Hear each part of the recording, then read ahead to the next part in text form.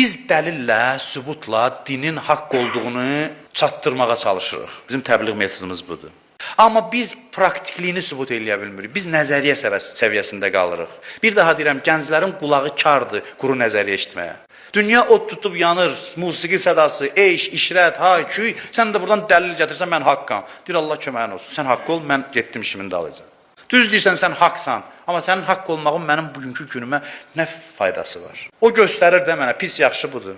Biz də bu yandan dəlil, sübut gətiririk məntiqi ki, biz haqqıq, Allah belə, Peyğəmbər elə. Biz cazibəsini itirmişik dinin bu vasitə ilə.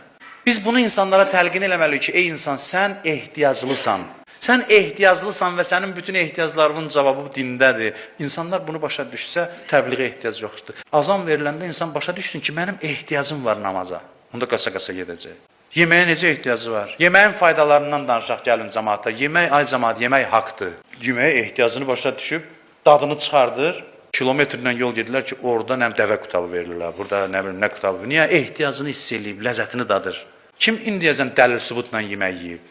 Dəlil sübut, mən sənə dəlil gətirirəm, sən yemək yeməlisən. Hərdən soruşurlar ki, Allahın bizim namazımıza nəyə ehtiyacı var? Biz bu sual niyə görə doğur? Ona görə ki, biz səhv təbliğ eləmişik. Biz o qədər demişik ki, namaz qılmaq lazımdır, vacibdir. Bu sözləri o qədər demişik. Biz bundan başlamalıyıq ki, namaz qılmaq sənin ruhi ehtiyacındır. Havadan, sudan daha artıq möhtacsan namaza, dinə.